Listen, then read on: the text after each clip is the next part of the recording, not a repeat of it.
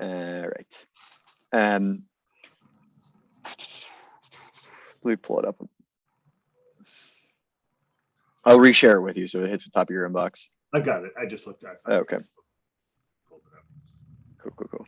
Did I look at it or the format? Oh yeah, I did look at it now that I'm remembering, because I was surprised the scores were higher than on some of them. Like the scores were higher than I expected, given how you picked, like how you said it to me. Yeah, like Yeah. how I thought maybe you didn't get great feedback overall, but you had like a few people that I was surprised at how enthusiastic they were. There were two people that, 2 or 3, yeah. Which like honestly was redeeming. Like there was the first person that commented there was like, made me feel really good about myself. Like, all right, like it's maybe, they sort of believed in the idea, but it felt like they believed in me as like a genuine person. Yeah. Which is kind of the vibe I was going for. Like, like I don't know. And so I really appreciated that. The thing that kind of frustrated me was that, at least statistically, like none of them watched. I made an extra video for it about like why I think, I'd be a good fit, or like why, what, and in total that video only ever got 3 views, and I'm certain like 2 or 3 of them are all just me. And so I was a little bit disappointed that like not more people watched that, because I think it kind of showed that I went like the extra mile, and like, no, this is like something that I really think like we should do to get, like, yeah. But it seems like she, or I don't know why I said she, but the first person who commented, kind of she too for some reason. Yeah, weird. Huh? Yeah, me too. Kind of got that idea. So anyways, that made me feel pretty good. It's the thing that doesn't is if you look at the scores and you just look at the people who just rated team, it's just like the worst scores. It's just like this. Everybody else is just like, yeah, this guy sucks. Well, I think it could be more just that you're trying to do it alone, right? I think that's probably part of it. Yeah. And finally, I reached someone suggested I reach out to 2 people, and I reached out to both those people. One accepted my LinkedIn invite, but didn't like say like, let's meet up, even though that's what I requested. Okay. And the other person just hasn't accepted it at all. So we'll see if that does turn into anything. At the very least, like they might know who the person was that referred me to them. Then that person can hopefully know that I'm like doing the legwork to reach out to these people. Yeah. Which would be nice. And also actually just get hopefully some really solid advice.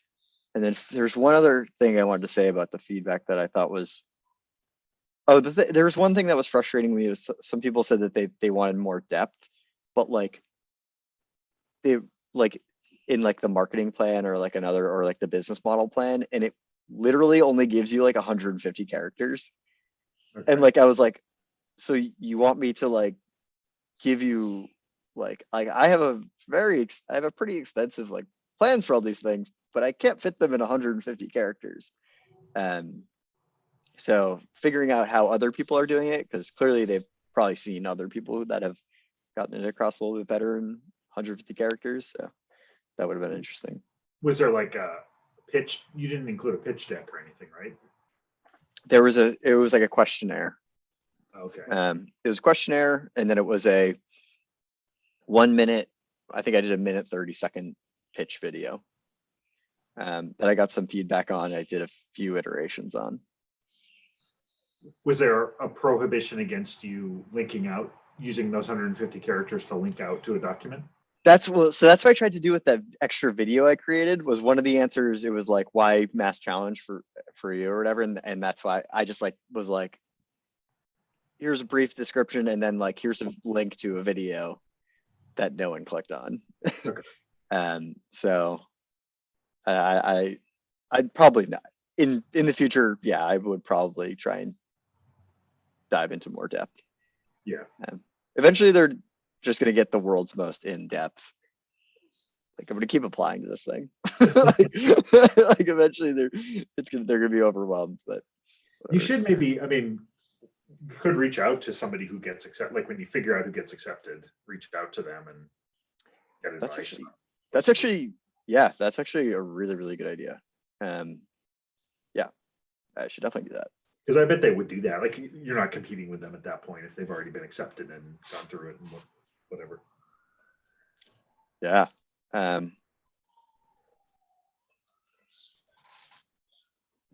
I briefly met some girl at like a startup event who was accepted. I think she's a solo founder. She makes like scrubs, like uh for nurses.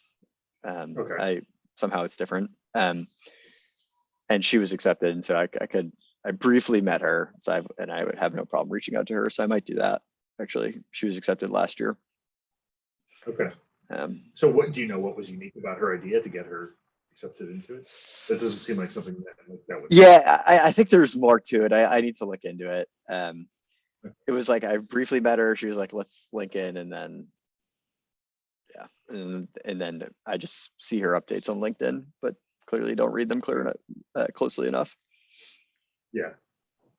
Which, by the way, LinkedIn as a channel, like I completely underutilized with the user interview exchange. I just like I was doing some LinkedIn marketing strategy work for a client, and I was like, oh, I just want to like see how like boosted posts work.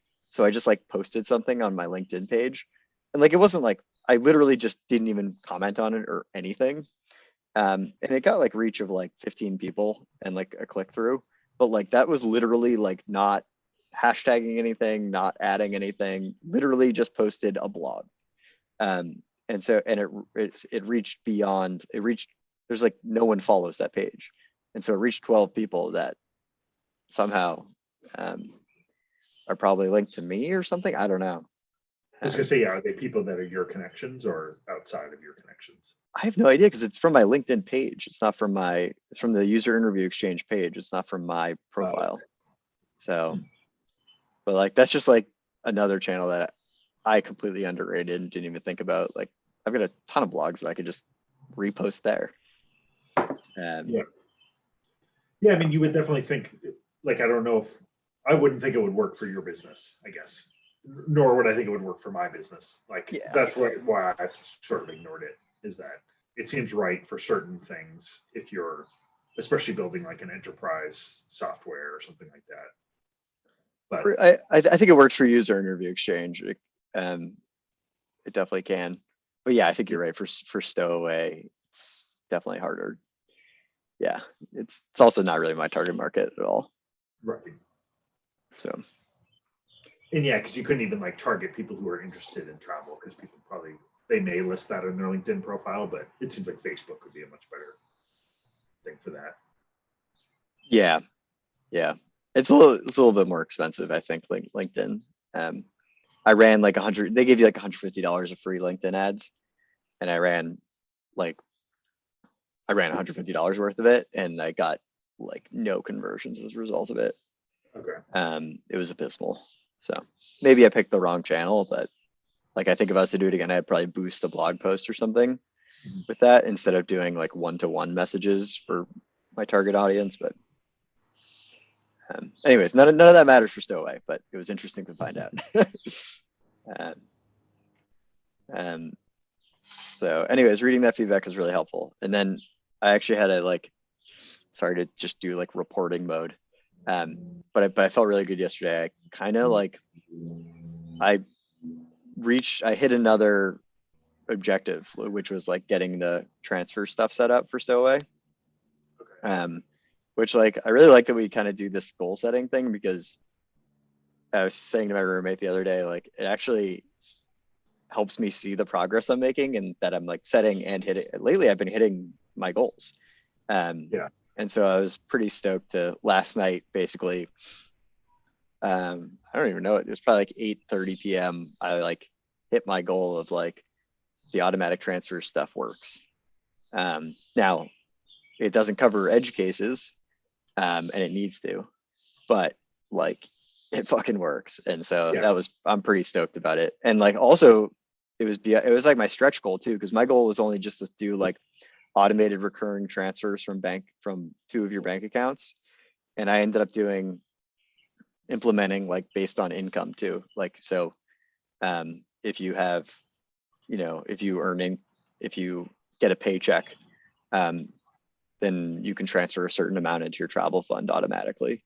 So I got that hooked up and working, which I was pretty stoked about. So I was pretty happy, but as I was looking at like what should my goals for the next 2 weeks be, like a little bit overwhelmed, because like definitely getting to a point where it's going to be really tight by July 1. If I look at all the stuff, I'm really starting to like every day I like have to knock off a day somewhere. And oftentimes it's been on the transfers because that's what I've been working on. But lately I'm like, I still think there's like a lot of edge cases that's going to take about 6 more days for transfers. And like, yeah, so it's going to be tight. It's getting increasingly tight. And especially, I think what I want to do is add in some sort of payment model when I launch, because I'll do a soft launch. I'll launch in the app store, but it'll be a soft launch because I'm going to like charge like a stupid amount of money for the app, just so like I can afford people to sign up for it. Like I think I'll charge like $4 a month or something. And so that's another feature that like not super difficult, but also another 4 days to implement. Could you do like a 1 month free trial or something? Have you considered doing that? I haven't thought about this whole model very much, other than the fact that just like if 1,000 people sign up, like I will be broke. Like if 10,000 people sign up, I will be rich. Like it's somewhere between 1,000 and 10,000 where I'm just very, very broke. Okay. So yeah. But yeah, for a free month, that's definitely affordable. I mean, it just gets, yeah. I mean that makes troublesome me. Well, I don't think you get probably 1,000 signups in that first month, right? So assuming people continue on and then pay, hopefully it would be manageable growth. It's also the one good thing is that it's actually kind of a frictionless experience, because of the system I've set up, and this is what a lot of the other folks in this industry do. You don't actually build them through Apple, because you already have access to their bank account. You just build them directly from their bank account. Okay. So you actually get to keep, it's kind of a little loophole that Apple hasn't closed, but like you get to keep 100% of the revenue, whereas Apple usually takes 30%. Okay. And it's frictionless too, because you have to, if you're using the app to its full capabilities, you're linking your bank account anyways. So, but I mean, I'm not stoked to do it. It's definitely not a long-term goal, is to keep like it should be free. Like, Right. but I just can't guarantee the revenue model yet enough to launch it and it be free for everyone. It could be free for 100 people. But like beyond that, perhaps the revenue model will work, but I'll just have to find out. So yeah, that's a tough position to be in. Yeah, I don't know what the right solution is. I think that's why I'm gonna like launch, charge $4 a month, and then just scramble for capital. To raise venture capital, and with a product that works and solves the problem. So I think that's the plan. And it's a lot of ifs, buts, and yeah, eventually someone needs to pay me some money, because I'm going negative every month. Hardly negative, like barely negative, but like slightly negative. Slowly dwindling that runway. Exactly. Yeah. Sorry to do like a whole bunch of reporting, but yeah, that's so good. Some good news, which is that I hit my goal, and then some little like, and the other thing is all the days that I've estimated for things like didn't include like I'm doing like a bunch of weekend vacations. Like I'm flying out to Denver tomorrow and I'm spending like 4 days in Denver. And so I'm I'm actually pretty productive on planes, so that's fine. But like, yeah, that's like 3 days of lost work. Yeah. So we'll see. We'll see. The race is on for sure. In your July 1st deadline, I mean, it's self-imposed, right? Like that's not a predicted run out of runway time, is it? Or is it like that's when you feel like you need to start looking for something to not run out of runway? Is that? Yeah. Yeah. I just need to shit or get off the pot. That's the reality. Like I need to give myself a tough deadline. Like if I just keep pushing it off, I'm going to push it off forever. And then like I'm just going to be poor and not that I'm not already poor, but I'm going to be very, very poor. And then I'm going to be unhappy, and then I'm not going to create a successful company as an unhappy person. That's the theory, at least. Makes sense to me. Yeah. But anyways, so I think basically based off of that, I took a look at like what I have left to get done in the next, what is it, 40 days? How many days do I have left till July 1? Yeah, about that. It's about 40. Yeah. Okay. And so I think the things that I'm going to try and pick off are the biggest opportunity things, which are, I got to figure out an affiliate model, like an affiliate bank account, because Capital One is not like, I need to either just like find the person at Capital One, which I'll try on LinkedIn, because they've got this API that I really want to use. Basically makes it seamless to sign up for a new account. But like, I don't know if there's an affiliate model in there, because I don't want to just, it's great for customer experience, like folks just sign up, but like if we're not making anything off the back end, then I'm just going to recommend that they use CIT Bank, where I make $100 every time someone signs up for a savings account. Okay. It's less seamless, but it's like that pays for the customer for 2 years. Right. So anyways, I think that's what I'm going to spend these next 2 weeks, is figuring out this affiliate savings account model, like who the partner or partners are going to be. And so that's going to be just like chasing down the person at Capital One and just getting either a straight up no, which is fine as long as I get an answer. Just getting a straight up no, and also signing up for like the affiliate programs through like there's a network that I need to sign up with, and just kind of getting all that settled. And then I want to begin, I think that's going to take a lot of time, but I also want to begin like the feature of where your travel fund can take you, because that's another affiliate model related thing on the travel, not on the bank account products side, but on the travel side. I don't think I'll be able to finish that, but I want to at least get started on it. Okay. Could you do something like, if you get the affiliate model thing set up, could you make the app free if they sign up for the checking account, or link the bank account, or whatever they have to do to get you that money?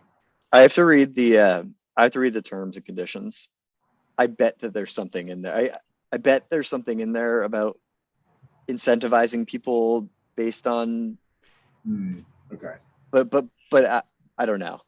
No, that's a good point. Like, pay $4 a month or sign up for this bank account. Like, which by the way is a good bet. Like, those are legitimately the two best consumer options right now in the market.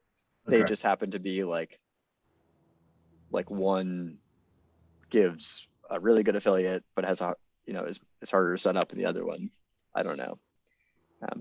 But yeah, so I'll look into that. Okay. Thanks for just a bringing that thought. up.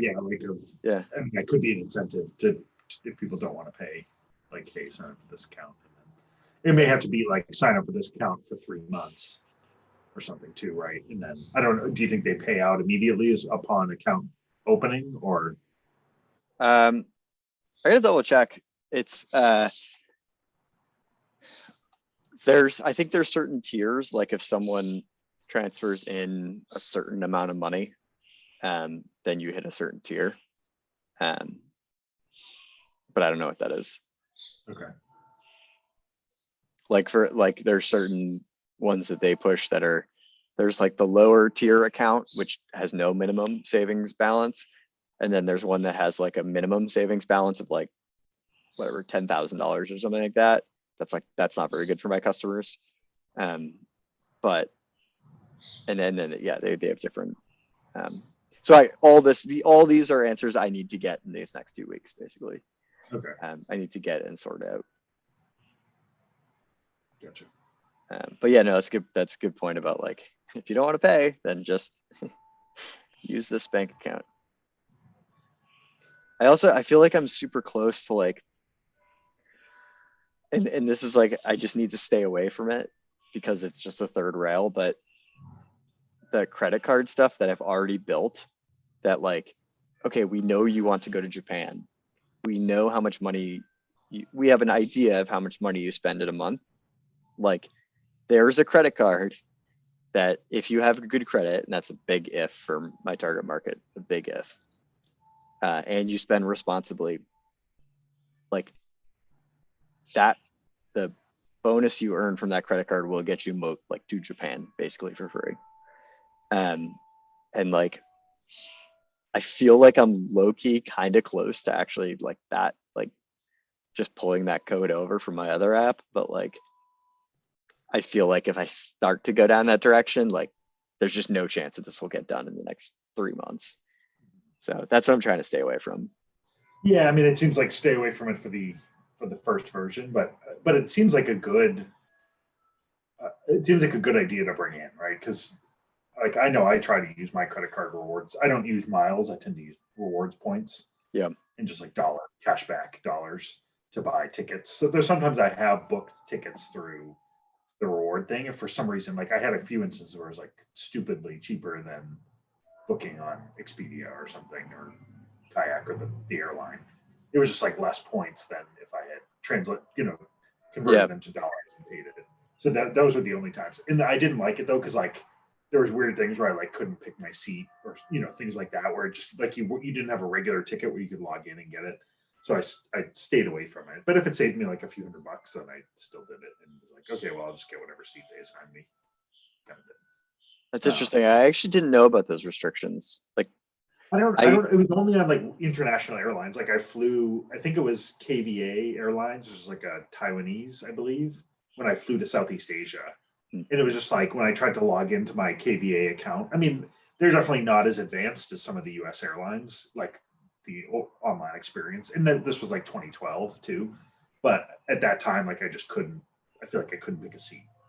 There's just weird things where like I had a weird account login and I probably could have called them and done it, but like I couldn't do it through the online thing.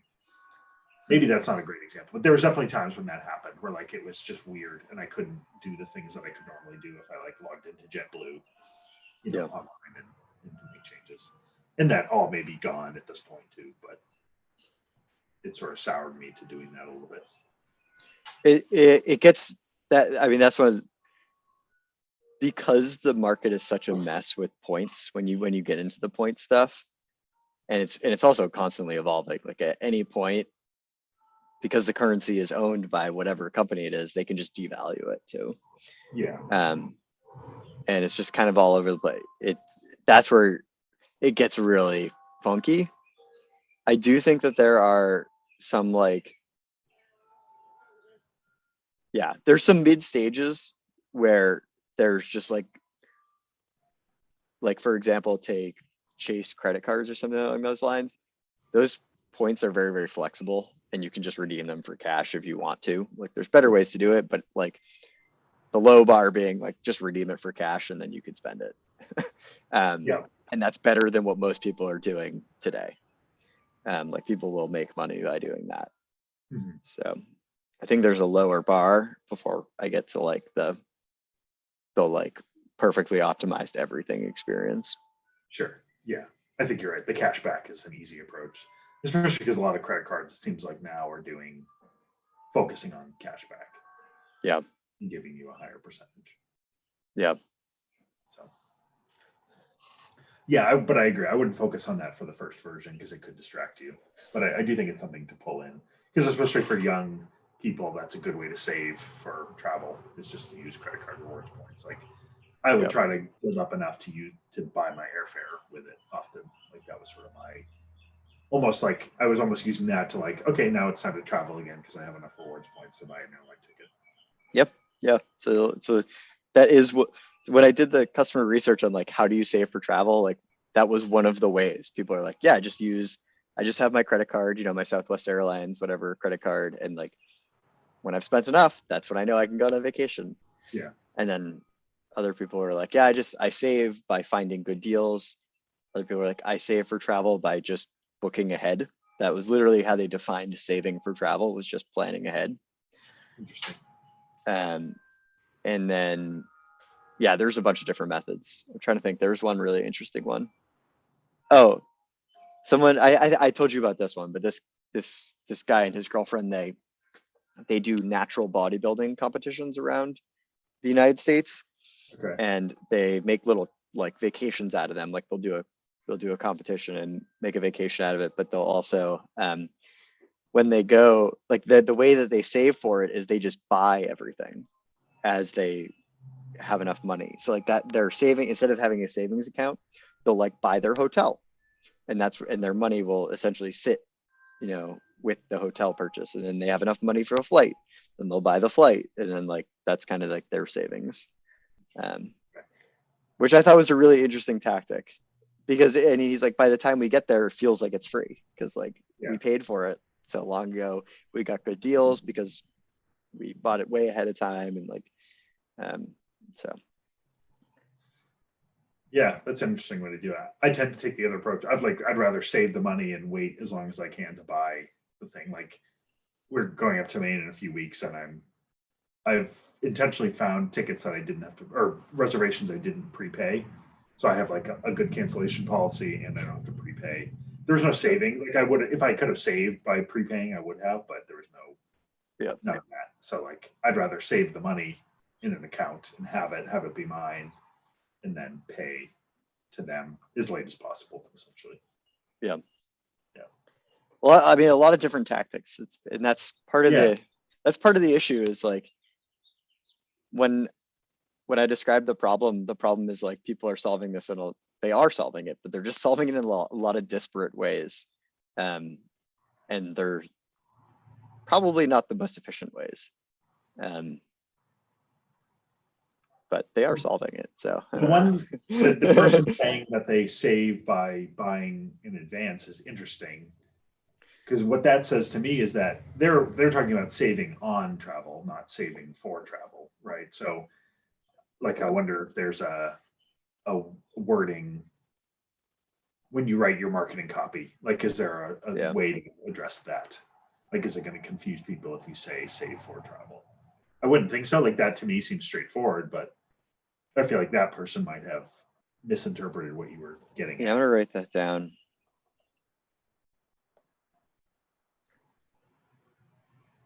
How I want to approach this in the marketing context is like I'm all over the place, which is a challenge. I wish I just picked one way. Because part of me wants to go at the lens of like, or at the point of view of like, travel is an important good for like humanity. Like, and we also empathize that it's hard for, to save for travel because not everybody can experience it, but like, here's an easier way to do it and prioritize it. And then part of me wants to like, and that's like the kind of emotional point of view. And then another one that I've thought about is like helping you like coming from the fear, uncertainty, and doubt perspective, which I don't know if you've heard of this. As people refer to like fear, uncertainty, doubt. Those are like the three. Why have I heard of that? Like, do you know who that is?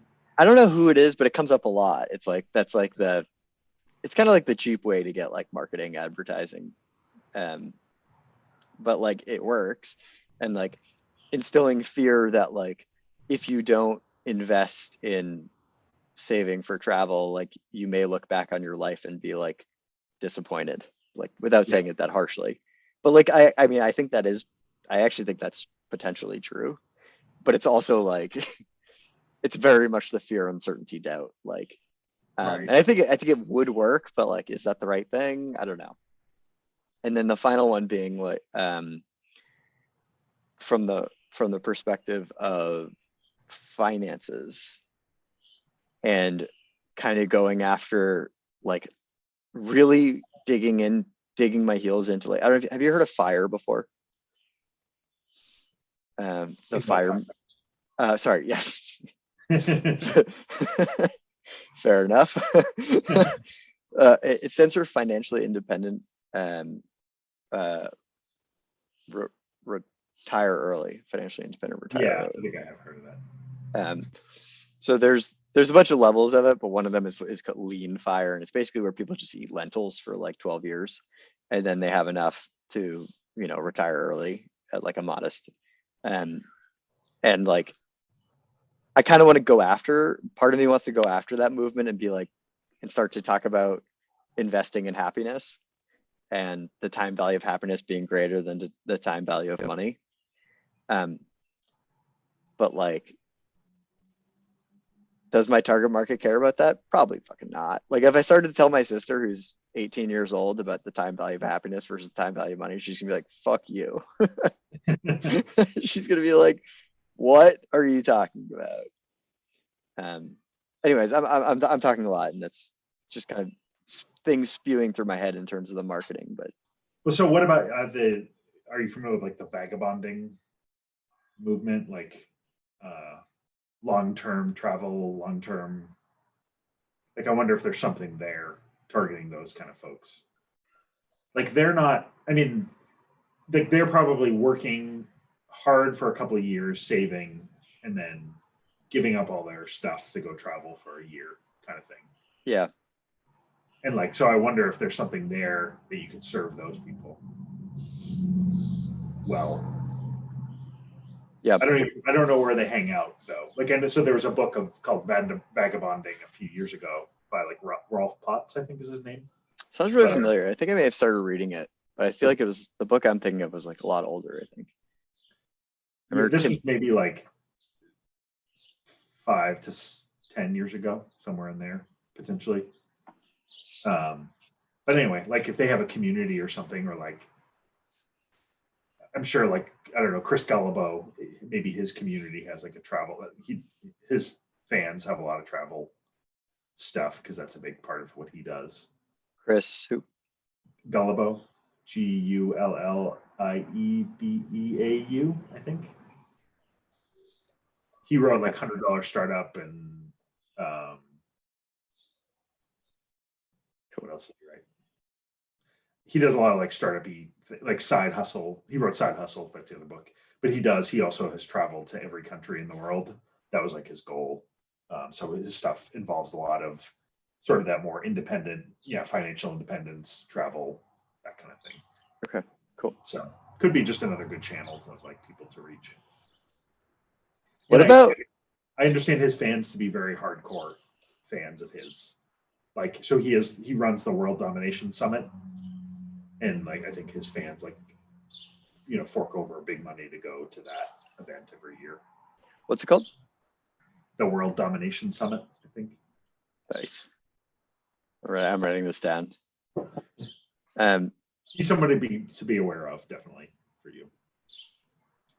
Yeah, you've been good about pushing me to get more into the communities, and I think that makes a ton of sense. It's something I need to do. Yeah, it's finding the time. I mean, this is a perfect example why I just need a co-founder. Like, we need to split these, like, I need to split these duties with a co-founder. Yeah. I've been trying. I think I feel like the community could be a good, it's that whole like finding a niche, right? Like what you're trying to do has somewhat of a niche, but like I almost feel like you could even niche down further in your marketing at least, right? Like to get initial traction, find those people that want to work for 2 years and travel for a year, or those kind of people, something like that, and serve them. Yeah. Yeah, I mean, I think there's a lot of blogs about how to save the travel around the world, which is literally what you just described. And so maybe that's the micro niche that we start with and then build out from there. I've been trying to think of this is kind of on a tangent, but been trying to think of like a word, like the financial independence, like it's a movement, right? And it has the word fire, which sounds great. And I don't know if it's trademarked or not, but like if I did come up with something, I think I just hit it. Financial independence, travel early. Just 100% rip it off and just change one word, and it still works. And then it's fight misspelled. Yeah. Yeah, exactly. And it's still kind of like it's somewhat of a word. Yeah. I literally, you have no idea how long I had been trying to come up with acronyms that were like similar but different from FIRE. But anyways, I'll put that in the back of my mind and think about it. But I think I need to, yeah, I think this thinking about the micro niche that you start with makes a lot of sense.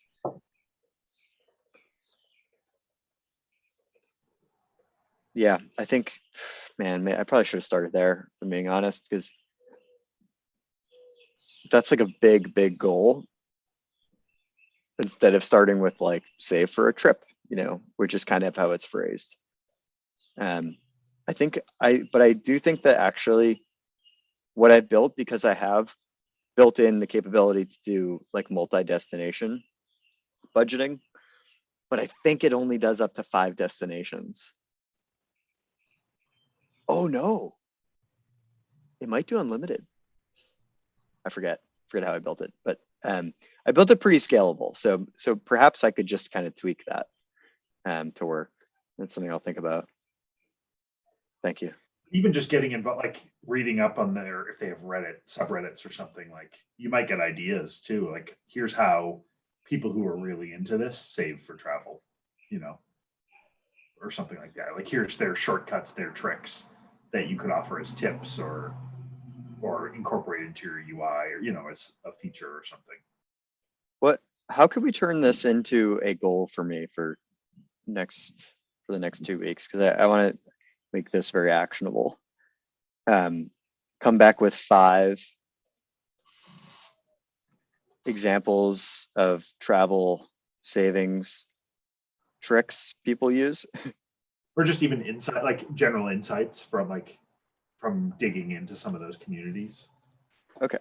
I'm gonna search while we're talking. I'm just gonna search on like Reddit and see if there's anything that pops up. I started using a service that scrapes like forums for specific keywords. Okay. And then I use it for the user interview exchange because I realize like my biggest driver is indie hackers. And so whenever someone posts about like customer discovery, I'm like, oh, hey, by the way. But like I could definitely repurpose it for this too. Come back with 5 examples of travel savings insights from 5 different communities.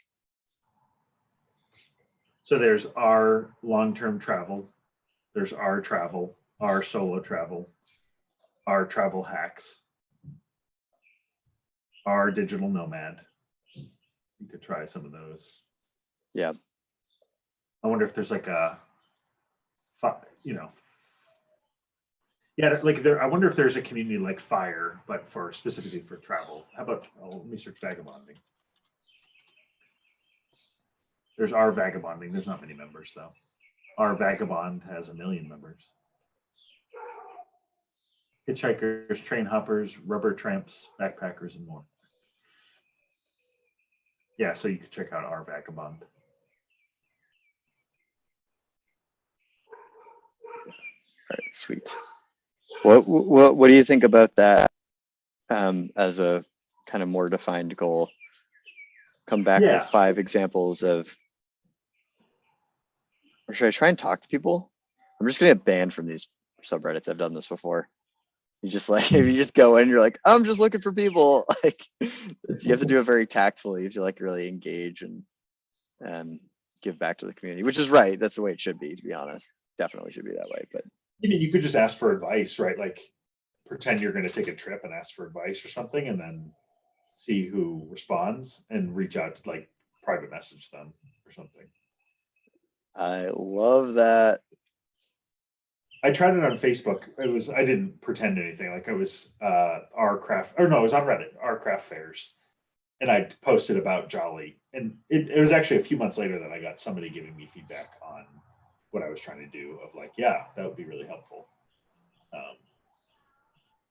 So yeah, I mean, I feel like there's a way to do it. And basically all I did was like ask, how do you search for craft fairs? I think is what I asked, or something like that. I post like every other week on Indie Hackers, just like looking for like user interviewees, and like no one responds anymore. Like you were very nice too one time, but like no one else. That's funny. I posted this past week. Sorry? I said I would think more people would be into it. Like I was excited to do it, and then it just worked out that, Yeah. Yeah, I don't know. Maybe I posted at the wrong time, or maybe didn't have the right headline or something. But I want to keep at it because I want to keep collecting stories. Because when I have these conversations with investors, I want to frame it from stories, not from like. That's what I learned when I talked to that guy. Was that like I need to start with stories, at least stories of how people are saving for travel today. See how that goes. Yeah. So that just another community you could look into is like people who do travel card hacking or something like that, like reward point hacking. That's what I initially built out. Like that first app was for travel reward hackers. Yeah. So you could at least start there as like a. Yeah, just looking at them and. All right, so come back with 5 examples of travel savings. I want to come back with travel saving stories. Sorry, there's a bug in my face. Online communities. Yeah, I want to come back with stories.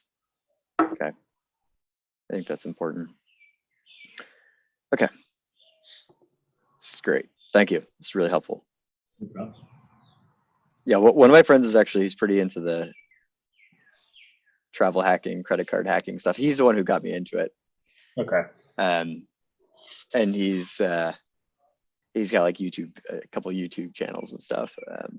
I'm always learning stuff from him on it because I'm like I'm like a casual travel hacker. Like I don't do any of the really intense stuff or do anything that's slightly misleading or like buying money orders and stuff like that. I don't do that. I just like get a bunch of credit cards and just get a bunch of miles. So yeah, I feel like I could do more, especially now that I own a home, I don't really need credit. I mean, I'm going to buy a car probably in the next couple of years, but aside from that, like I don't really need my credit for anything. So I could take a hit by opening up credit, not that even necessarily opening credit cards does a hit to your credit score, but I just use my USA credit cards and I get like 1% back on them. yeah. And then I opened a Quicksilver card, which gives you 1.5%. And actually, but now I use that for my business. And so I basically use those points on my business, even though I could really take the points and use them personally, but it's kind of either way, like any extra money from the business in theory just comes to me anyway. But I've thought about that. My girlfriend has the Chase Sapphire Reserve card, but they upped the annual fee. And so now it seems like it's just way too expensive. The game is in the bonuses. It's like, it's not really in the percentage. It's like somewhat in like the percentage, like obviously having 1.5 or 2% cash back is better than 1%, but like, it's just in getting like a new card. And then if you spend whatever the bonus you need to, then it's just getting those miles from that. That's the real game.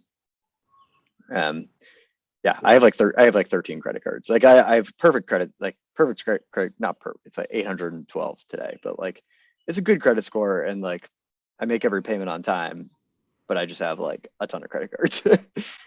It seems like having a lot of credit cards is actually good for your credit score, right? Because but in the long term. But like when you open a new one, that can hurt in the short term. So it hurts it short term, but like by 10 points generally. And then in the long term, because it adds to your age of credit, if you keep it open, it can help. It also, the big part is that it adds to your available credit. So like, that's what I was getting at. Yeah. Yeah, I have like a stupid amount. Like technically, if I took all my credit cards and just like wanted to just go crazy, like I have well over $150,000 of just available credit to use. But yeah, so it does. But the only downside is that if it is an annual fee card, like the Chase Sapphire, that's like, I don't know if it's $95 a year, and you want to close it because you already got the bonus, you're not going to keep using it, then that reduces your age of credit a little bit because you only had a card open for 1 year. It's not the biggest, it's really not that big a deal, but like yeah, but it's just like one minor thing that oftentimes doesn't get brought up. I should try to do more with it. Like I had a United card for a while when I was flying United more often. Yeah, I remember you saying that. I got it because I got free baggage, even though I got free baggage anyway for being in the military. So I don't know. I've looked at like the Southwest or JetBlue cards, and I just kind of decided that it wasn't worth it. So I should look back into it. To me, like, I don't know, the perks would be nice of some of the perks that come with the Chase Sapphire. I definitely considered that one, but didn't get it. I don't want to pay like a several $100 annual fee. I just be getting enough value out of it, especially during COVID. Yep. I should look back into it and try to do more, even if I just use my Quicksilver card for more things, like, and got 1.5% instead of 1% cash back. But yeah, it's definitely worth doing, especially if you know where you want to go. Like if you know where you want to fly next, and then you can pick the credit card from that. Like if you wanted to go, So anyways, we don't need to get too deep in it. But I built an app that helps you figure all this out. It just like, it only helps you figure it out if you live in Boston, and the data is relevant as of like 9 months ago. So, but anyways, so thank you. This has been really, really helpful as always, Sure. of course. And I like that I added something that wasn't purely coding to my goals, even though I probably shouldn't be adding things. It'll be good when you're tired or like don't feel like coding. Yeah, I think that's honestly, like in the mornings or something like that. That's not a bad idea too. Yeah. While you're waking up. Yeah. Cool. How was your you were Rentham this weekend? Yeah. How did that go? It was pretty bad. I mean, not bad. It was like the fair itself was fine. It was just really slow.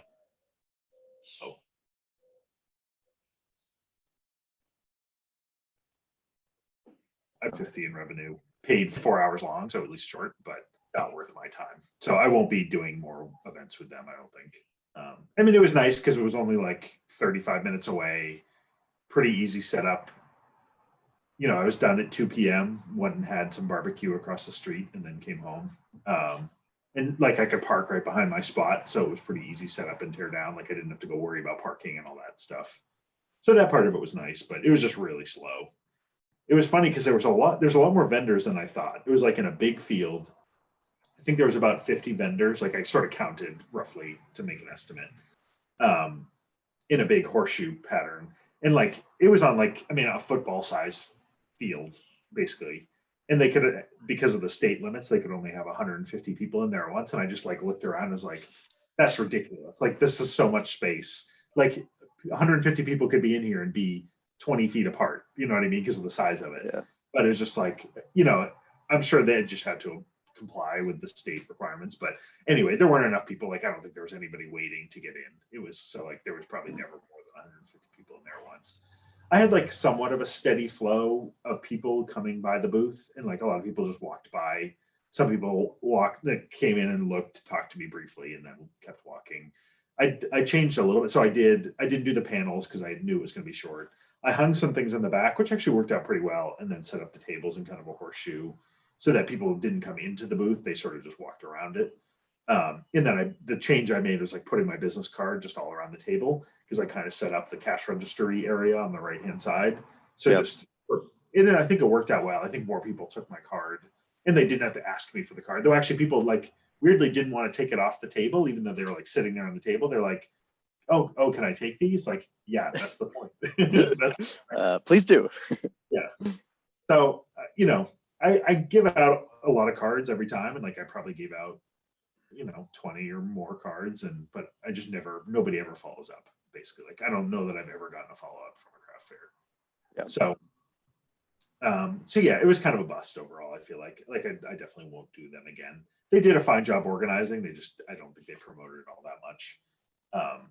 So What yeah. where the very beginning of this, there was like a little bit of lag. So did you say 150 in revenue? 250.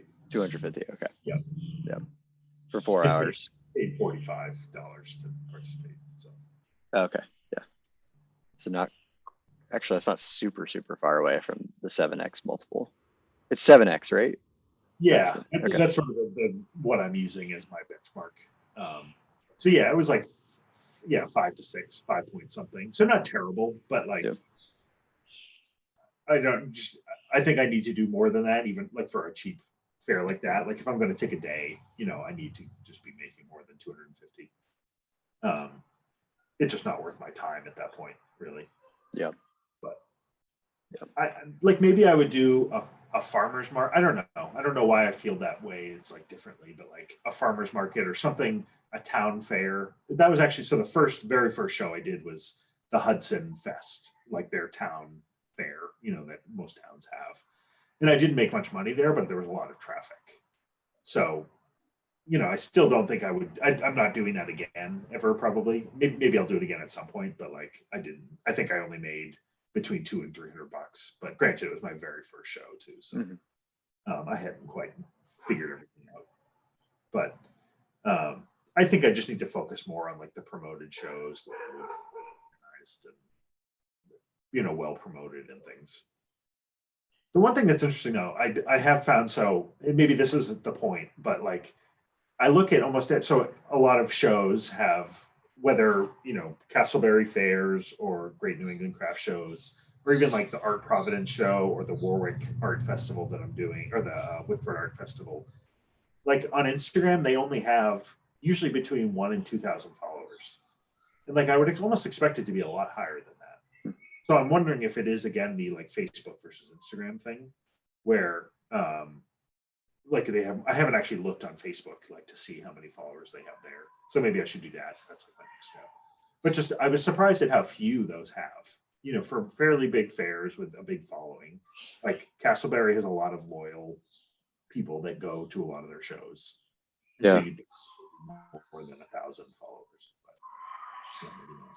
I wonder how they're getting the word out. Otherwise, like local ads or just, I mean, I guess if it's loyal followers, it's a lot of just word of mouth probably, but.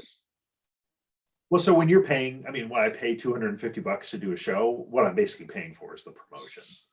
So they do, Castleberry does like local ads and papers. I think they even do billboards sometimes. They do like lots of other physical and digital advertising. So I think they do Facebook ads and stuff. Yeah. So I think I just need to focus more on those shows, but it's okay. Like I'm all right with what happened on Sunday. It was a good experience to do it, and and I got to see what it was going to be like. So, like the more you talk about, like you're probably one of the most analytical people that's in this space, like which is just kind of like Jolly keeps creeping back in, like the thought of it, because like you just know so much about this space, you know what I mean? And like I bet a lot of the other people are, crafts people, but not necessarily like as analytically, and I don't know, maybe not just analytics, but like I don't know. I feel like you know the space so well that Jolly's down the road, but like I think you're onto something there. I do really feel like there's something there. So I've been listening, I think I told you, to the there's like an art fair related. So she's focused more on like fine art fairs, not craft fairs, which again, I think is sort of what I'm moving towards or trying to move towards. and the Wickford one definitely gives me confidence to go after more fine art type fairs.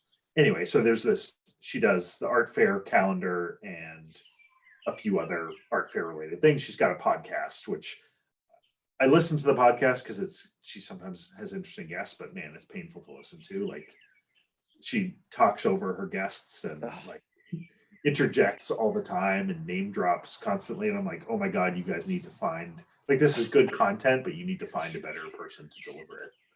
And so I feel like there's an opportunity there.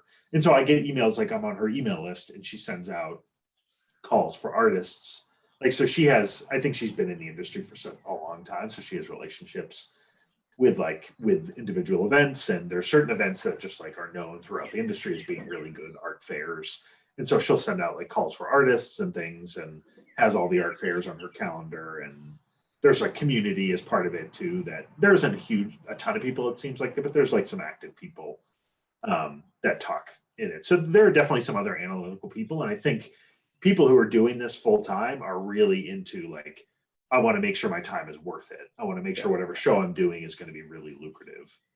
But it does make me wonder, like, why would anybody, assuming most of the other vendors at this event on Sunday did about the same as I did, like say $200 to $300, like, why are all these other people okay with that? Like, why are they clamoring to do that show again? Is it because they can't do any better than that? Is it because they don't want to spend big money on a bigger show and risk it? Is it because like it's just a hobby for them and they don't need to make a bunch of money, and that to them it's just fun to get in front of customers? Like, are they getting a lot of follow-up from the show? I don't know. Like, I wonder, because they're doing these shows every month. So how are they going to get people to fill them? Because like I did it and my conclusion was, okay, I'm not going back and doing this again. Yeah. And like, especially not over the summer where it's hot and people don't want to be outside in like the heat of the summer. So like, how are they going to get people to come back and do it again? And I just wonder. I mean, maybe if you're like a food vendor, maybe you do well at those things. Like there was a guy selling salsa. And so he came by early in the show and like to say hi and see my stuff. I didn't ever talk to him later, but like maybe he does really well at that kind of thing. Because people come by and they're like, food vendors seem to do well. Like people go to those things, are like, cool, I'll buy some local salsa. That sounds good. I'll try that. And they buy 3 salsas for $20. And so he makes a good number, 20 of those sales in a day and sells $400. But like everybody else, like imagine most others weren't doing great sales. The guy next to me had art piece, like he made like, I don't even know what to call them, if they were like trays or what, but sort of, they looked like kind of trays, but with various things that he like found and kind of built trays out of. But then anyway, I don't know that he sold a single one of those, or maybe he sold one, but he was also a writer and he wrote a book about, I only know this because I heard him pitching it all day to people. He wrote a book about like Massachusetts' first Congressional Medal of Honor winner, and then another one about some election controversy in like 1873 or something. And he like, I saw him selling a bunch of books. You know what I mean? Like people all day, it felt like pretty consistently were buying his books. But I still feel like he couldn't have made that much money either, Yeah. So, but maybe, he was an older guy, so maybe he's retired. Like maybe he just does this for fun and like to keep himself active and like doesn't really care how much money he makes.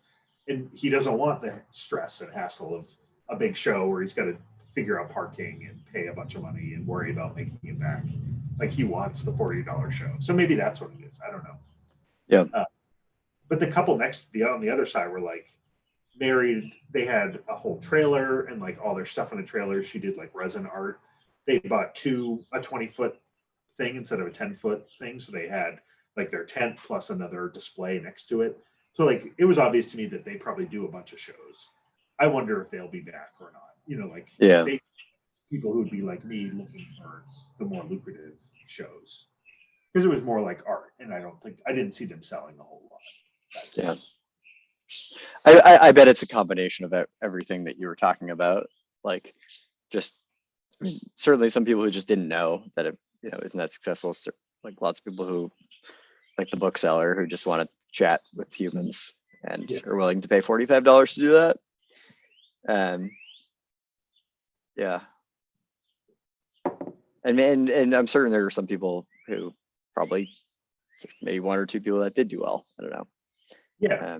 But So it made me wonder that, like when I left, because like I imagine some of those people will go back to that every month that they hold that show.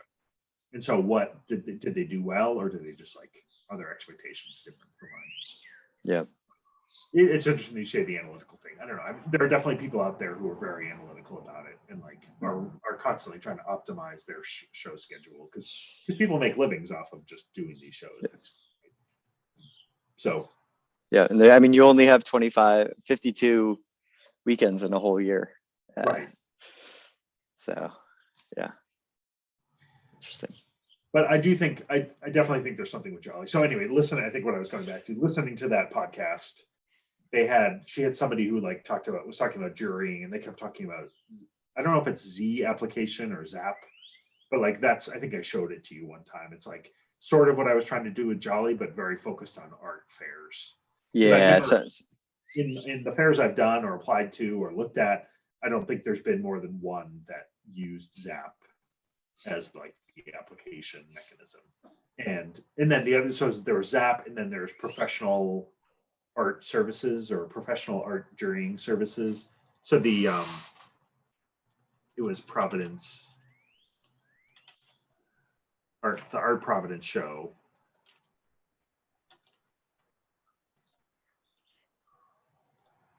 Used,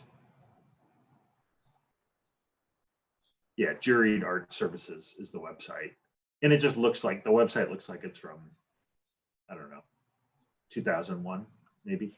Can you chat it to me? Yeah, you just chat it. Yeah. This is the for the Art Providence show. Oh my God, it's almost like it's styled intentionally. It's almost ironic. Yeah. It's like and for like an art focused organization, right? And then so the other one was Zapplication.org. So they're a nonprofit. Yeah. At least that one looks modern, right? Like, you know, they have their scrolling events list, they got their blog. Yep. Like that one's much better for sure. Mm-hmm. Like I just feel like I could still do better. But then again, I think I get the sense with Zap that they do have expertise in this, like the processes of jurying art shows. I'm sure Juried Art Services obviously does too.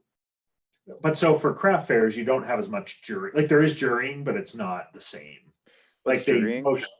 So when you sign up, when you apply to a craft fair, some of them just like accept anybody basically. Some of them might have limits on like, okay, we can only have 10 jewelry vendors. So we'll take the first 10, but then after that, we're going to. And then a lot of shows, especially like higher end shows, and then getting into art fairs, they'll have an application deadline. So everybody's got to apply by that date. And then they don't review any applications until after that date. And at that point, they do a full jurying process where they have, so in the art shows, they'll have like artists that they pay a nominal, usually a nominal salary to, or fee to, and they'll actually review everybody's application. And there's different, so this whole podcast was about how that process works, and it totally varies by thing, but basically they review every application and give their recommendations like yay or nay. Sometimes there's multiple phases of like narrowing down to the final list of people. So I went through a jurying process to the Wickford one. So they like, I had to send images of my work, and they had to decide on whether to accept me or not. So that's the jurying process. So in craft fairs, it tends to be, I think more the jurying is more like, do we have enough, or do we have the right mix of people, or do we have too many jewelry vendors or too many wood vendors or whatever? And then I think they still do filter out people whose work just isn't up to snuff because they want to maintain a good fair. But I think it's much more serious in the art world, in the art fair world. So I don't know what the exact process, actually the website probably has it for the Wickford one, but so that's why I was kind of excited when I got in, because like I made it through the jurying process. So they could have said no, you don't make it in, but they said yes. Yeah. But I don't think that one's as fine art focused maybe as some others. So like it gave me confidence, but I feel like I still will need to step up my game maybe before I get to some of these other like true art fairs if I go that route. What would stepping up your game look like? I don't know exactly. Like, so I feel like that's where I would have to be getting into like the more limited edition pieces, not mass producing it, like getting away from doing the functional stuff, maybe like bookmarks and trivets and things, to more just like true art, non-functional art pieces. I don't know that that's right. Like I'm sort of gonna feel it out a little bit, Yeah. but so I've been to Wickford Art Fest before, and the vast majority of the vendors there, it's a lot of painters, a lot of photographers.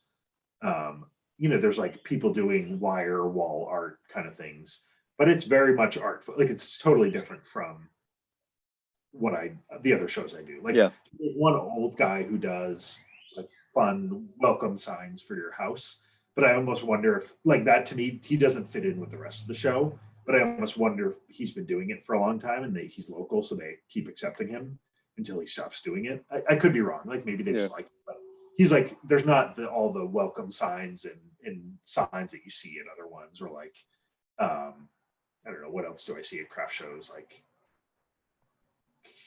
I mean, there'll be like cutting boards, potentially like nice cutting boards and things. Like you'd probably see that, but I feel like the vast majority of it is painting and photography. So it's a different. Have you ever? This is just something that popped in my head. It's kind of it's definitely a tangent, but have you ever considered like doing a collaboration, like a multimedia, multi-medium collaboration with someone, like a painter or something like that, like that has some sort of audience, and maybe you guys could share audiences or something. I don't know. I've definitely thought about it. I have not pursued it at all. Yeah. I have it on I think I have it on my Instagram, like DM me for collaboration or something. But so I don't know if I would need to get more into like the true art space. And I don't quite know what that definition is, right? But like, and I remember you saying this of like, I need to apply and figure out where the line is, like till I get rejected, kind of, right? I think, so I think I need to do that and kind of figure out, and then hopefully get feedback from them of why I didn't get accepted. And that would kind of inform, okay, go in this direction. But I think I've shown you the work of Philip Roberts before. So he displays at like the Paradise City art shows, which there's one in Marlborough. I thought about applying to those, but they're really expensive to participate in. They're almost like a grand, I think, for a 3-day show. And they do one in Marlborough and then one in Northampton. And I think I could probably maybe get in there, but maybe not if he's doing it too, because it's too similar. But his work is much more intricate, much more detailed. Like, and his pieces sell for thousands of dollars, right? So I think that's the direction I would go if I were going to go to more like true art, is bigger, kind of more intricate pieces. What's his name again? I know you've told me, but I forgot. It's Phil Roberts. I think he's just, he's philip-roberts.com. Cool. I'm certain as soon as I go here, I'm gonna recognize it.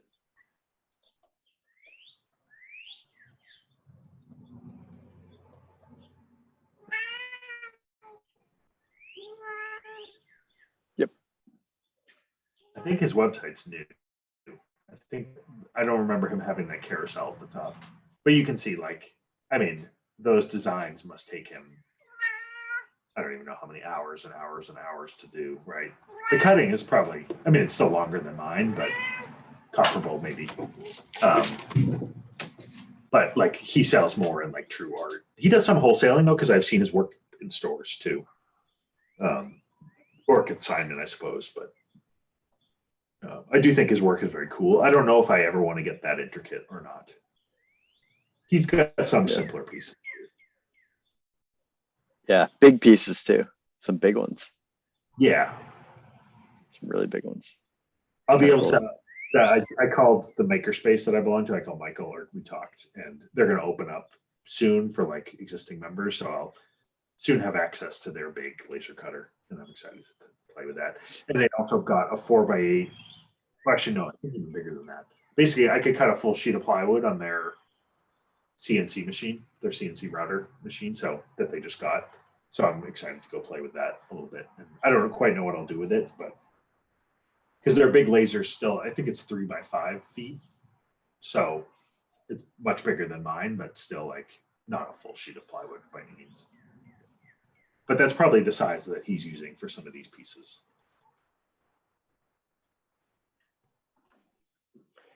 Yeah, this stuff is cool. Yeah. But also massively intricate. Yeah.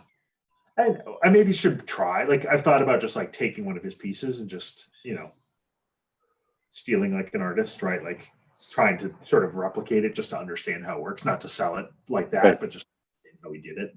Mhm. Like, figure out that process, because that's basically how artists figure copy. And artists and engineers for sure. Yeah. Engineers are more blatant, but yeah. But I do like, there's some other artists, but I like his style the best. So Dan Shaw?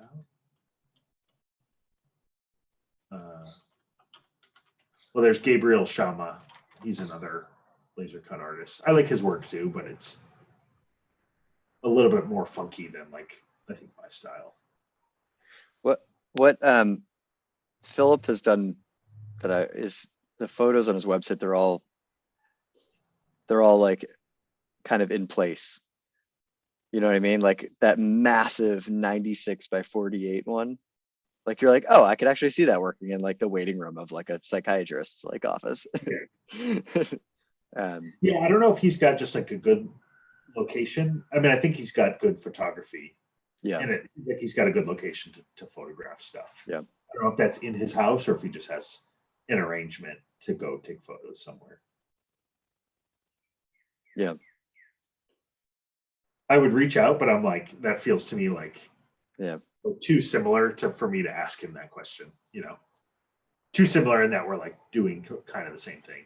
He's I feel you on that. Cool. What I maybe would need to, like, if I reached out to a painter who had really nice photos, I feel like that would be more reasonable. Yeah. Unless, competing. But anyway, yeah, he's like, I do admire his work and take inspiration from the way he does things. So he displays at Paradise City, which was virtual this year. Otherwise, I would have gone to the one in Marlborough, and I have it on my calendar to go. It's supposed to be in person in the fall, and so I'm going to try to go to either in Marlborough and or Northampton just to see him and just what else is there to see if that's a show I would exhibit at. But they're indoors, and I think my suspicion is, and I don't know this for sure, that I'd validate it, but like I feel like I'd have to buy a bunch of new displays to like actually just, I think it's a very different style of display than what I do at outdoor art shows. So it could be a big investment to do it. And again, that's my assumption. I would need to validate that, but. Cool. So how did we get onto this topic? I was trying to figure that out too. Analytical and yeah. I still, there's part of me that's starting to like feel like maybe I need to go back to Jolly again a little bit, but I don't know how to do that and balance it with all the craft shows and stuff this summer. And work. And your full-time job. See. Maybe the answer is I don't try to build anything and I just start trying to have conversations with like some of the craft fair people I have relationships with. Because so like the New England Great New England Craft Shows, like I've been doing a few of her shows. I got a few more this year. She uses Jotform. I think we talked about this, but she uses Jotform. So she'd be a great one to talk to and like understand, okay, why do you choose Jotform? Okay, what do you do when the data comes in? Like, how do you track all the credit cards? How do you manage that? Like, what could I do? What could I build for you that would make your life easier? That would reduce and then I could just even do it for free. Like, hey, I'll build you something for free if you're my guinea pig and you give me feedback on it and tell me if it works. And then figure out how to scale it up. Like I would totally do that for fun, or give me a discount on a show or something, right? Like something like that. And maybe just like having a list of those questions, like writing out that list and then just kind of having that to always go back to. Yeah. Like formalizing that so you have those conversations with like a bunch of different folks. Like whatever I do, actually I have a blog post about it, but like whatever, like my user interview template is literally just an Excel sheet. And I just have the questions as the rows and columns are the people. And that works remarkably well. but just like having those questions there is really helpful. Yeah. So make it a goal to just do that. Keep it simple. Yeah, just like what are the questions if you were to start today, or if you were to, like, what are the questions you would need to have answered or want to have answered? It doesn't need to be a lot, like, 4 to 6.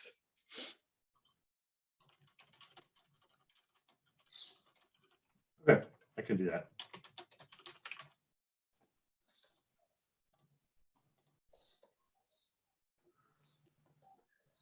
I guess just leveraging these the time you're already spending at these things.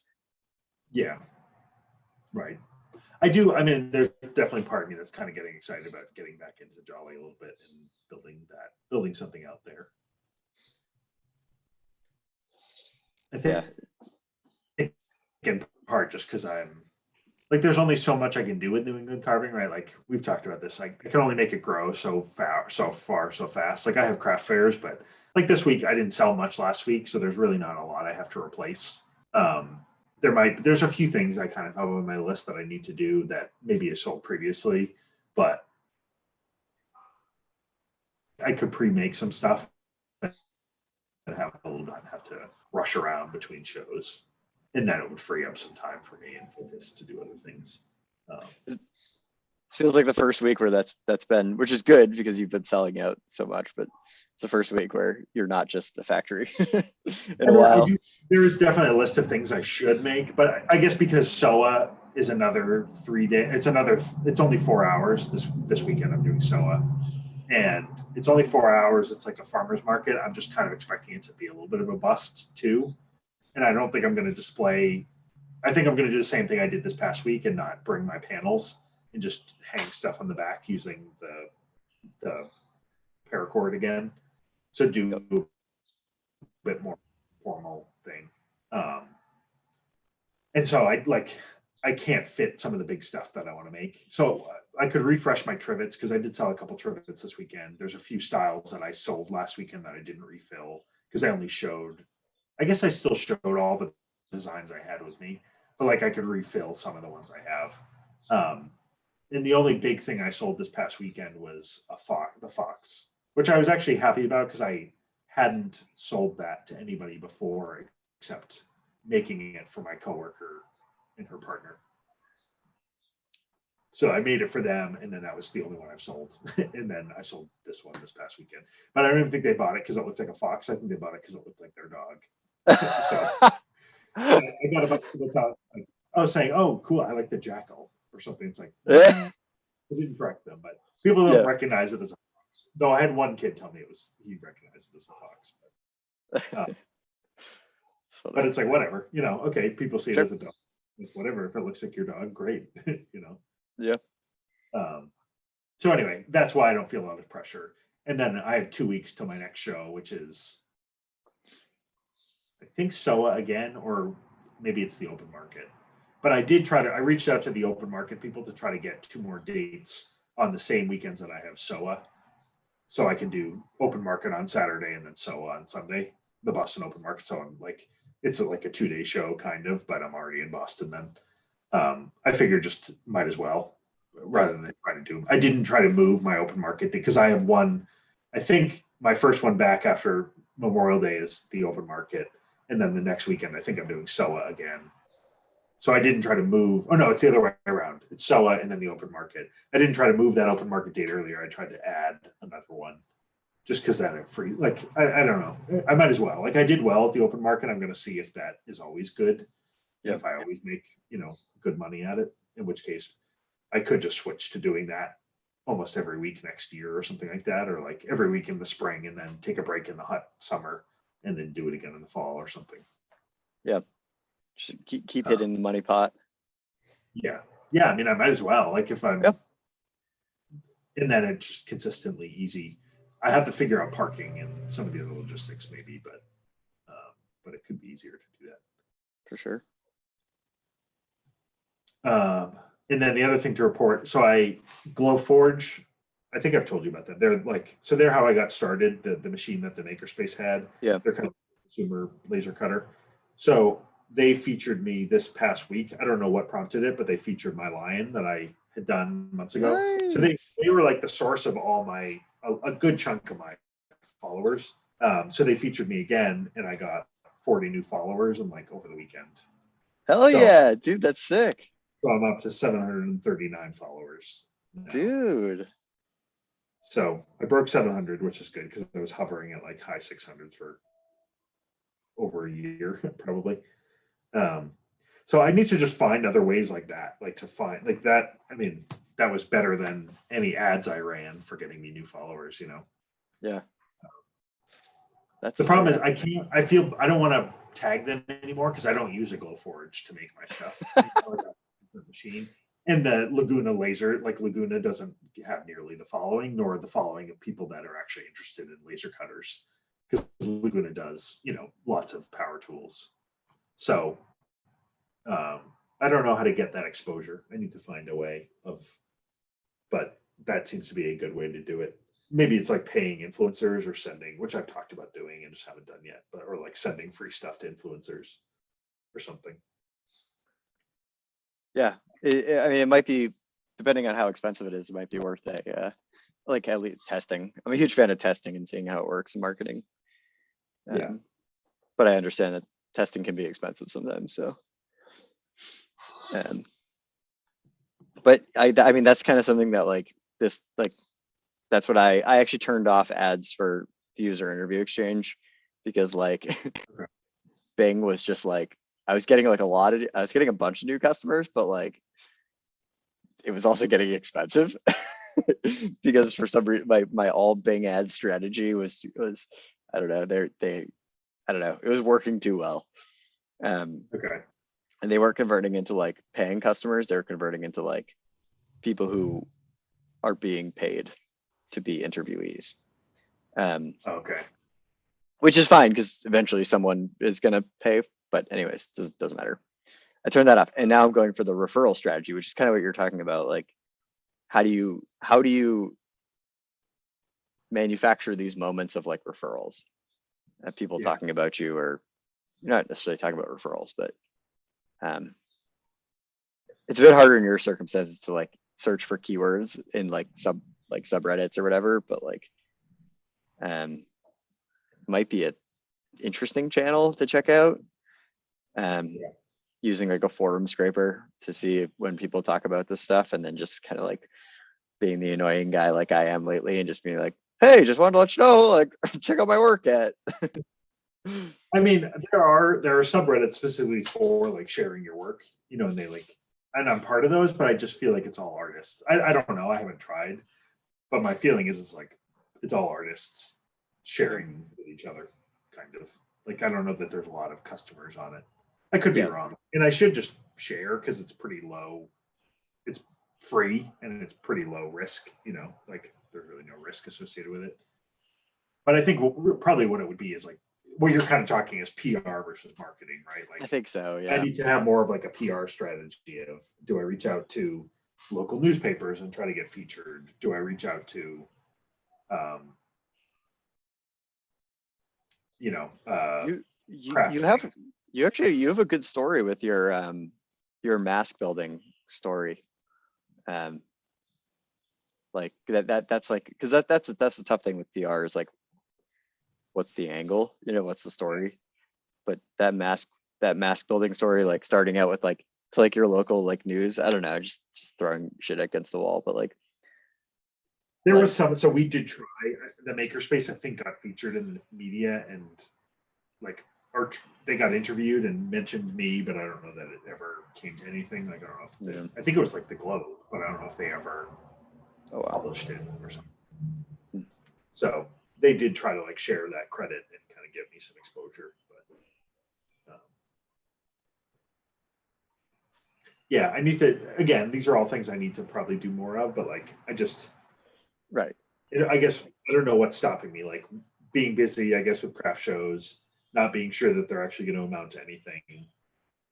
And maybe like self-doubt is in there too. I don't know, like not being sure that I'm ready or good enough to warrant that or something, you know? So I got to figure that out. But I do need to like start thinking about it. I do think I'm going to be busy in the fall. Come the fall, like sales just pick up because of the holidays, right? For that, so this might wait till the new year or something, or like late in the Yep. year to prep for the new year when it's kind of slow. Because I do think I'll kind of have my work cut out for me for the next few months. This is shit that like I actually really do like doing marketing. Despite I also love coding too, but like I wish I had unlimited time because this would be really fun to work on. Oh yeah, I don't know how I feel about it. Like I kind of like it. I'm kind of interested in it, but then like actually doing it, it feels really daunting to me. I think that's sort of what it is. Like I like it in theory, but then it feels actually really hard to do it when I sit down to try to do it.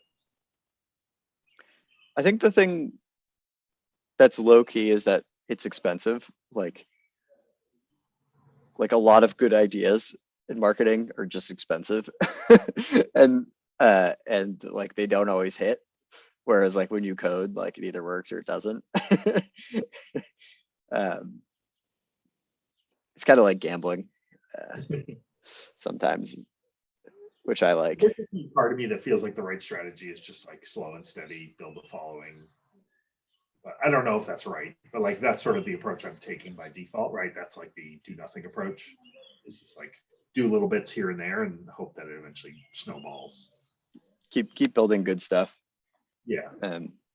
Yeah. I think I think just not counting yourself out in the artist category until enough people shut you down. Which is easy to say, it sucks to get shut down, but it's something lately if I had enough time, I want to just start reaching out to all the investors in my CRM just to keep getting shut down because like I feel like I'm ready for it. Right, like a guy, maybe he wrote a book or something, but like his thing was he was afraid of rejection, so he just like started doing crazy things to get rejected. Like asked for what was the funny one? Like I don't know, he asked for some like a free hamburger or something, or like because or like he had things like that he did every day just to get rejected. And then but he also found that like sometimes people unexpectedly said yes, even when he totally expected a rejection to like crazy requests. But I do feel like I could use some of that, like I don't know, confidence boosting, I guess, or like less fear of rejection and I'm not applying to things because I'm afraid of rejection. Yeah. Like I think I'm not applying to certain shows because of the cost and just like needing to grow the business to a level where it feels it makes sense to do that show. Like to me, Paradise City is one where I want to walk it, I want to go and see it in person, apply because it is like almost $1,000.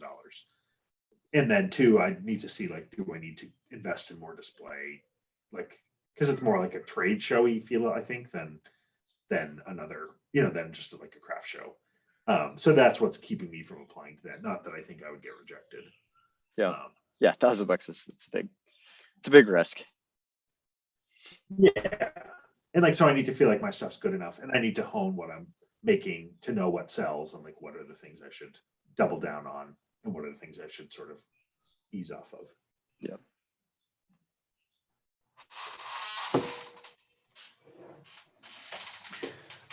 One more update. So I'm reading a book called The Renaissance Soul. I don't know if you've ever heard of it. I forget. It was recommended in some article I read or something, but it's just all about people who, we've talked about the book Range. I've told you about that. Yep. I very much identify with that. Like, I don't want to do, like the idea of doing one thing for the rest of my life scares the crap out of me. And that's kind of what the book's about. Like people who just who get bored with things easily, who just want to do a whole bunch of different things. And so it's been interesting to read. I don't know how I apply it to my life beyond, like, I know, I mean, even when think about New England carving, like in building it into a business, I know that it's going to bore me relatively quickly, right? Like if I made it into a full-time thing, but my hope is that I can just continue to evolve it and do different things with it. Yeah. Start adding different types of things. Where I feel like I'd like to go, or like the interest that I want to get into is, I think I've said like big installation type things, like multimedia art installations with physical wood things and metal and lights. No, And, you haven't. I don't remember this at all. This is something I would remember. That's sick. yeah, I mean, that's kind of what I think would be cool, but it's probably like it would be cool and then I'd get bored of it and move on to something else. But like, it's just those things where like I'd love to have the freedom to pursue those things that just interest me and have enough of a reputation and like enough of a following that I can just do whatever interests me, and people are like, "That's cool," I'll Yeah. I'm interested in it just because like I'm doing it.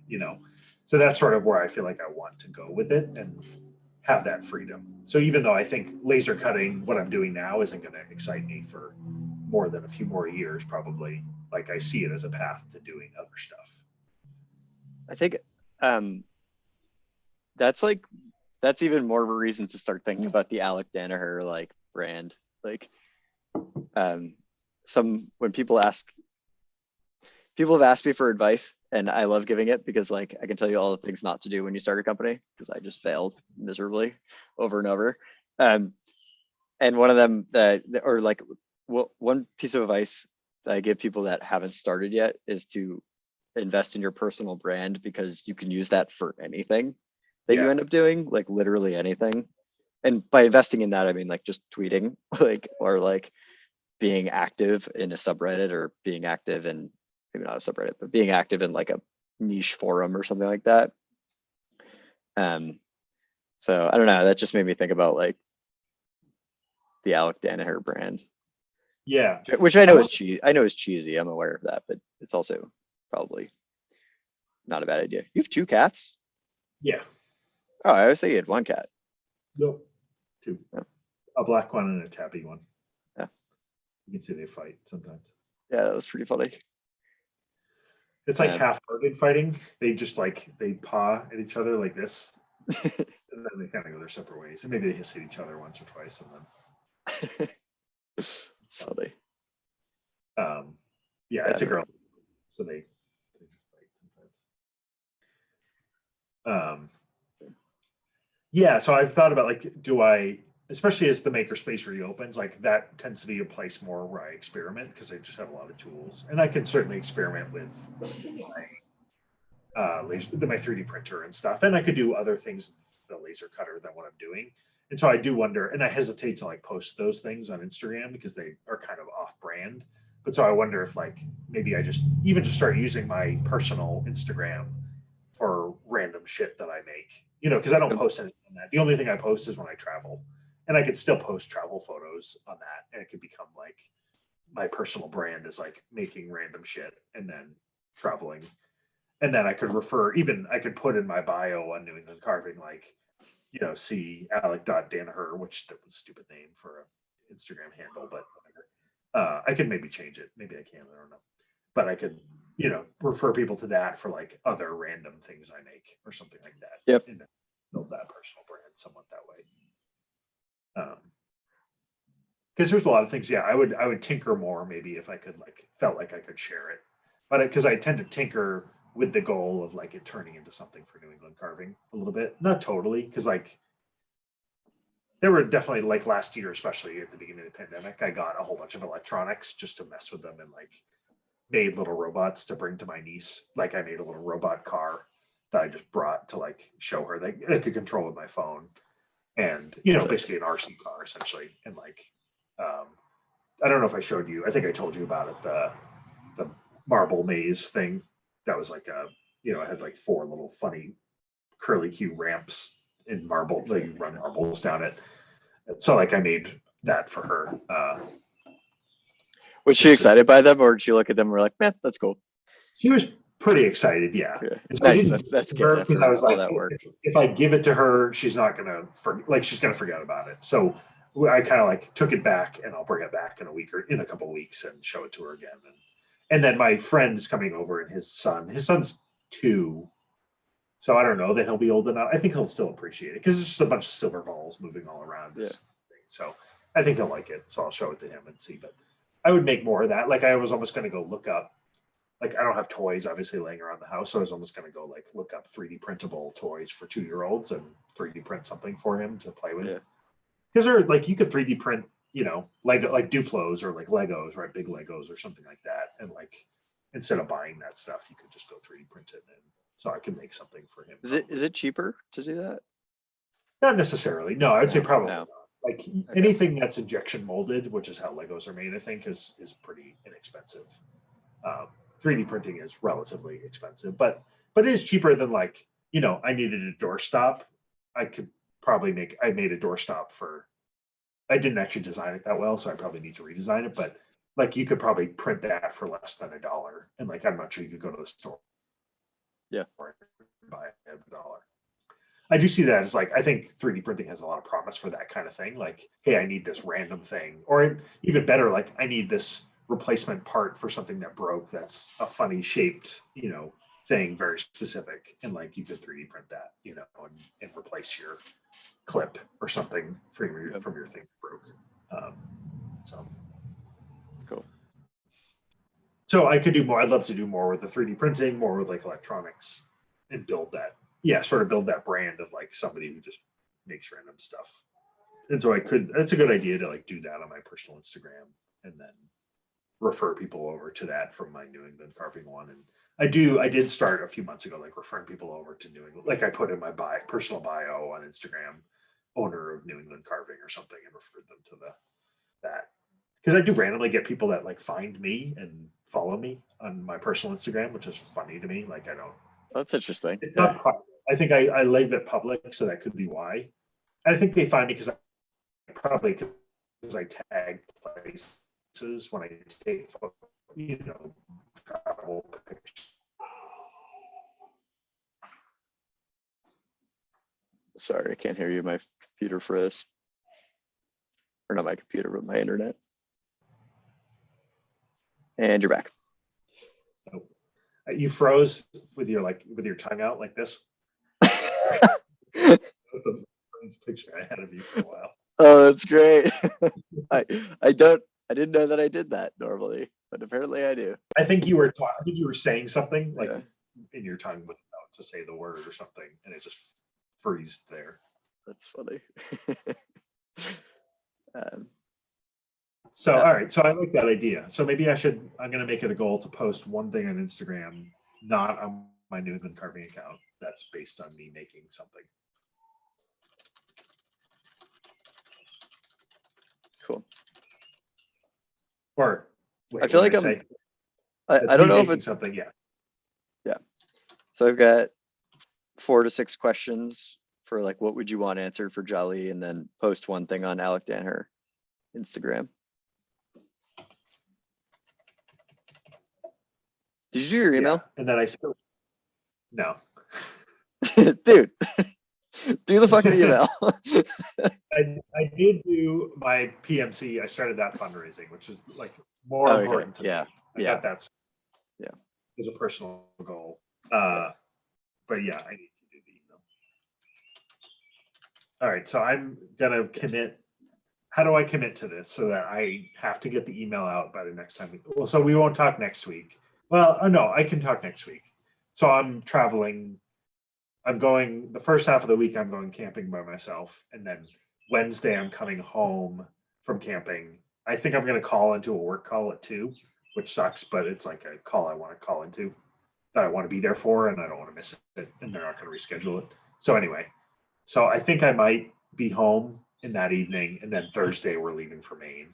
So maybe let's plan for a quick call on Wednesday, and I may not be on video if I'm like doing. Yeah, dude. Yeah, you're probably gonna be. I imagine you're gonna be really tired. It's totally cool if you're feeling tired and to just boot it to the next week. That's fine with me. Okay. Yeah. Let's skip next week then. Okay. Cool. In 2 weeks, I will have my New England carving email out, and if I don't, I'm committing to this now. What am I going to do? What's a cause I really don't like?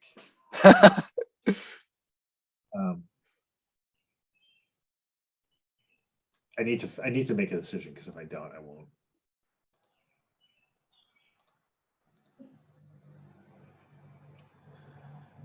I want to say like the NRA, because I'm really not a fan of the NRA, and like I'll donate to them if I. Are you like programming this? Are you putting this into an application, or are you just saying that? I'm just saying, I'm like Okay, looking okay, up all right, cool. and donate to the NRA. Yeah, I could. Well, at least they're not like racists. That's like, 25. Yeah, that's true. I still do not care for them. So I mean, $25. I'm going to donate $25 to them if I haven't sent to my email by the next time we talk. okay, I'm writing that down.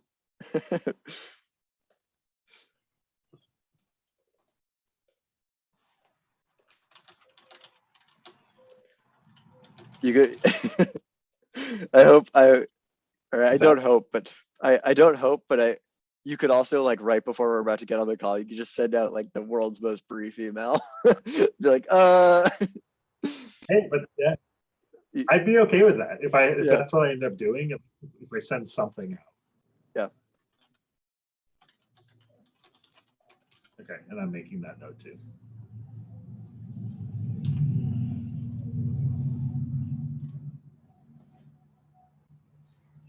And I'm saying, so that's by what, 2 weeks from now, which is, what's the date? Yeah.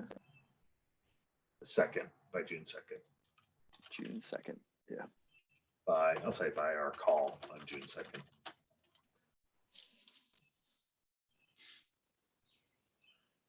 Okay. So I have one other I've been thinking about. So I used to, when I first started with New England carving, I used to hand out for free. I made little animals. I don't have any. I don't know why I'm looking. I basically took vectors from the web and like cutouts and just cut out little tiny like 1 to 2 inch tall animals, and like I did little Buddhas, and I forget what else I did. Mostly animals and stuff. And I would put those on my table and like let kids just take them. And I kind of stopped doing it for no particular reason, just that I sort of stopped doing it. But I wonder if I should get back into that. I feel like there's definitely something with the reciprocity of like little kids coming up and having something to grab, and their parents feeling like, oh, I should buy something from it to support it. So I wonder if I could run a test somehow of like, to see how it impacts things. And like, I mean, realistically, it's just my time, because like most of the wood that I would use to do it is literally going to go to waste because I can't do anything else with it. And I wouldn't sell them. Like I definitely wouldn't sell them. One, they're not my designs. I'm basically taking vectors that I just turn into it. So, and I can just cut out a whole bunch of small ones and bring them. So I'm definitely thinking about doing that again, just because I do feel like people appreciated it. The only thing is I feel like it's maybe stepped down the quality feel of my booth a bit, but I don't know if I totally believe that. I think this falls into the category of, does it make the world a happier place? And I think it does. Like, Yeah, I think that the kids are stoked. Like, it's like, I don't know the answer to if it, leads to more sales, but I think it makes our world a little bit better. Should I brand them somehow?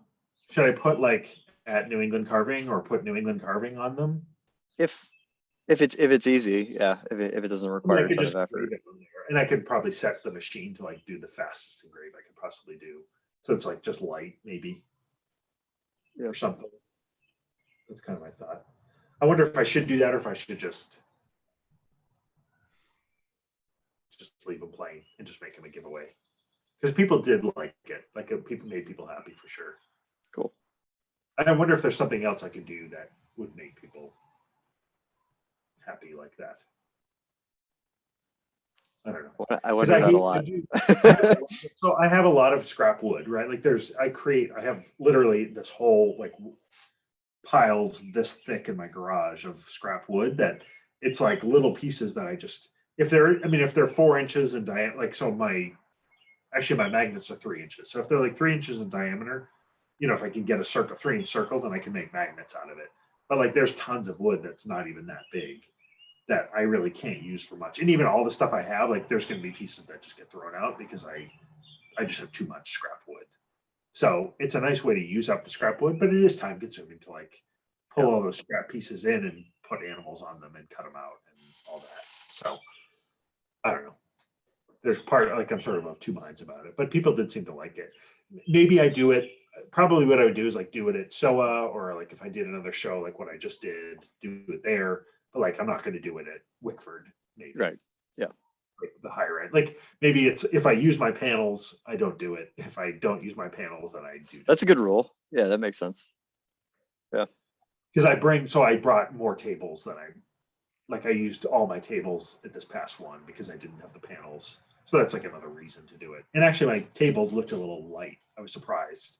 Like usually I don't have enough space on them, but because I hung stuff on the wall and like the trivets I have a display stand so they sit vertically. I had like more than enough room on the tables. And so I could put my cards around again and then put the little animals or whatever around. But I'll think about whether I think I should engrave my name on them. Because it could almost become a little business card, practically. Oh, for sure. Definitely. Yeah. Anyway, I've just been thinking about doing that. Yeah, I think if you have the time, I think it makes sense. Yeah. For sure. I also used to include them in my online orders. Like, I also used to do states. When I very first started, I would do whatever state I was sending it to, I would do a cutout of their state. I forget if I turned it into magnets or if I would just send them the cutout. I think I did turn it into magnets sometimes. And I kind of stopped doing that just because it was like, it got to be a little much. Yeah. But I could definitely cut a whole bunch of, little elephants or Buddhas or something and put them in the boxes, depending on what I'm sending, or bears, or, and just people seem to like that stuff. I like the little extras. I bought a really expensive winter wetsuit for surfing. And this is like years ago.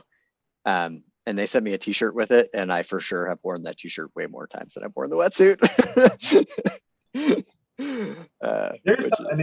That's all the thing that like gets you value, right? That people perceive as valuable, and that allows you to charge higher prices, is to do little things like that, right? That go above what people are expecting. Yeah. And I've had feedback. I've had reviews, Etsy reviews, that specifically mentioned the thing I included in the package for them, which I feel bad like not having continued to do that for that reason. So I should maybe get back into it, but including it, which just means I need to spend a couple of hours just cutting a whole bunch of little animals and stuff and having a bin of them, kind of, probably. Yeah. Yeah. Or like the next class that does it. I don't know how hard they are to do, but like the next class that they're teaching at your makerspace, just have people manufacture them for you. They're easy. I mean, it's just a matter. The hardest part is like getting all of the scrap pieces of wood onto the bed, cut down, and then lining up the things on the wood. But like the cutting, each one literally probably takes 20 seconds to cut, right? So as long as I can line up a lot of them on my print bed, then they'll just cut and I can just leave it alone to do its thing. It's just the laying. If I was cutting on a virgin sheet of wood, then it would be super easy I could cut 100 minutes, but it's because I'm like doing it on random scrap pieces that it gets more complex.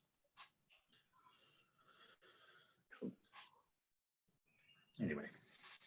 Okay, so we have my goals. You have your goals. I have your 3 goals written down. I've got my 2 big goals, and then beginning where your travel fund can take you feature. I think I'm gonna kick. There's one, like, if you don't know where to go, where you want to go next on your trip. Yeah. Like how to budget for that. And I think I'm just like, I think I can solve that in like 2 days with like a moderate solution. Just by basically saying like, all right, here's a bucket, and here's like the rules you can start set up to save for your bucket, based on the endpoints I already have. And then do some kind of test maybe to see how much people want a more detailed solution. Yeah. I think people do, because yes, definitely. I think people do because of the usability test I did. Like really, really early on, like it was a first click test. A lot of people selected that. So sorry, they selected no, I don't know where I want to go. That they didn't know where they wanted to go next. Yeah. But so the follow-up is like, do they need help choosing, right? Is that kind of? Yeah, actually I could incorporate that. Yeah. So you could just have a link of like, help me choose somewhere on that after they've clicked no, I don't know where I want to go. Yeah. And then see how many people click on that or something like that. Yeah. run that through the analytics. Yep. Or have like a little analytics goal there. Okay. Makes sense. Sweet. All right, I'm gonna stop the recording. Is that cool if I stop the recording? Yeah. Cool, cool.